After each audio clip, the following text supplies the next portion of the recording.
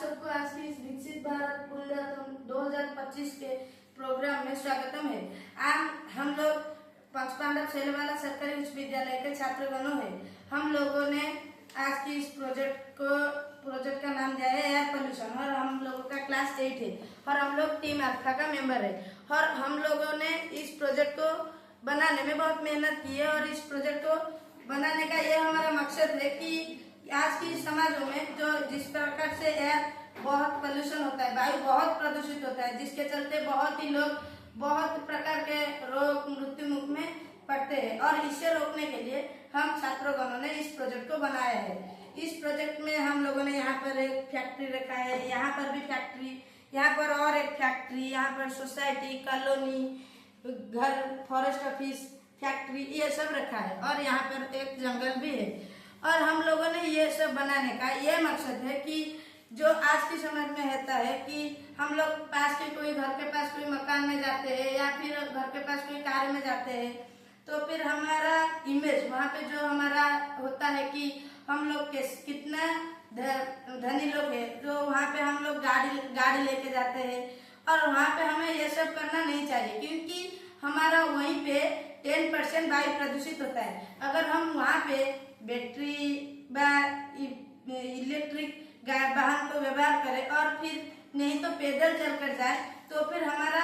भारी भरकम वायु प्रदूषित और बहुत ही आशंकाजनक कार्यों से हम लोग थोड़ा बहुत बच सकते हैं। और फिर हमारा ये जो रोड गाड़ी रहा ये फिर मैंने वहीं के लिए बनाया है और फिर ये जो रहा फैक्ट्री वहीं से हमारा कम से कम 90% वायु प्रदूषित होता है। अगर हमें वहाँ का वायु प्रदूषण को रोकने चाहिए तो फिर हमें वहाँ का जो कि हमारे आज के टाइम में हम लोग बहुत ही कृत्रिम कपड़ाओं और ज्यादातर बहुत ही चीज यूज करते हैं। अगर हम लोग बहुत चीज यूज ना करें और बहुत ही कम चीज वहाँ पे यूज करें तो फिर कल कारखाना या फिर शिल्पकारों को उसका जो भारी मकसद विषाक्त धुआं, सूक्ष्म अंगारकणिका, अंगारकाम्ल गैस जो वायुमंडल में मिलकर वायुमंडल को प्रदूषित करता है वो उससे हम लोग बच सकते हैं। और फिर वो जो रहा उनका जो चीज हमें वर्जन करना चाहिए उसको अगर हम वर्जन करें तो वहां से भी हमें वायु प्रदूषित से थोड़ा बहुत शांति मिल सकता है। और फिर यहाँ पे मैंने जो रखा है जंगल, तालाब, हिंस्र जंतु वो मैं इसलिए रखा हूँ ताकि हमारा जो एयर पोल्यूशन होता है उसमें हमें बहुत ही नुकसान होता है। उसके साथ साथ बहुत ही पेड़, वृक्षलता, हिंस्र जंतु और बहुत ही चीजों को वो अफेक्ट करता है। और फिर हमें अगर उससे रोकना चाहिए तो यहाँ पर देखिए कितना बड़ा गछ वृक्ष पेड़ है तो फिर वहाँ को भी मनुष्य ने काट देता है उसके यूज करने के लिए। अगर उससे वो नहीं काटे उसको वो पुनर्बार लगाए, वनीकरण करे तो फिर अगर वहाँ पे हम लोग एक घर बनाए तो वहां से कट गया ना कोर पेड़ तो फिर यहाँ पे लगा दो, वनीकरण कर दो। लेकिन अगर हम जंगल को क्षय करते हैं तो फिर वहाँ पे जो हिंस्र जंतु होते हैं, यहाँ पर जो कॉलोनी, सिटीज और फिर बहुत सारे गांव भी है तो वहाँ पर वो अटैक करते हैं या फिर वहाँ पर उनके खाद्य चरण के लिए घुस जाते हैं तो फिर वहाँ पे उन लोगों को भी बहुत नुकसान होता है। और ये जो रहा तालाब वहाँ पे भी बहुत सारे सरीसृप जंतु रहते हैं, वहाँ का भी सरीसृप जंतु को बहुत नुकसान होता है। और फिर ये जो वृक्ष रहे वो वृक्ष या फिर पेड़ हमारा वायु प्रमंडल पे प्रदूषित को थोड़ा बहुत कम करते हैं या फिर कंट्रोल करते हैं। अगर हम लोग वहाँ उसको काट दे उसके ऊपर नुकसान पहुंचाए तो फिर ये जो सूक्ष्म अंगारकणिका, अंगारकाम्ल गैस उससे गाड़ियों में से कार्बन मोनोऑक्साइड, कार्बन ऑक्साइड, अंगारकाम्ल गैस ये सब वायुमंडल में मिल जाएगा और फिर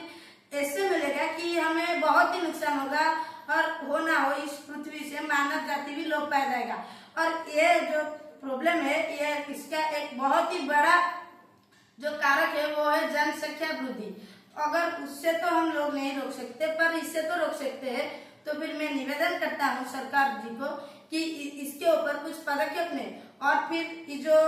बन रहा पेड़, हिंस्र जंतु उसके प्रोटेक्शन के ऊपर भी कुछ निवेदन ले। और फिर इससे हमें बहुत ही भारी भरकम नुकसान होता है जैसे कि हमें श्वास के रोग और फिर बहुत सारे रोग होता है। इससे मतलब में और एक चीज भी होता है जो ट्रैफिक रहता है वहाँ पे भी हमें अगर रोग हुआ और हम इमरजेंसी में हो तो फिर वहाँ भी हमें नहीं रोका जा सकता है। और फिर वो जो ट्रैफिक होता है वहाँ पे भी बहुत ही गाड़ियों और वाहनों रहता है, और वहाँ से भी बहुत ही विषाक्त धरण का गैस निकलता है जो कि बहुत ही वायुमंडल को प्रदूषित करता है। तो फिर मैं सरकार के पास यह निवेदन करूंगी कि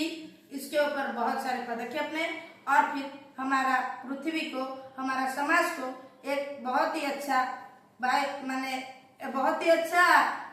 विपदजनक आशंकाओं से रक्षा करें। मैं इतनी कहकर मेरा वक्तव्य शेष करता हूँ। आज की इस विकसित भारत भूल दर्पण 2025 के कार्यक्रम के लिए मैं प्रधानमंत्री श्री मोदी जी को प्रणाम जनाता हूँ और मेरे टीम मेंबर और टीम अल्फा के तरफ से मैं सरकार को थैंक यू जनाता हूँ।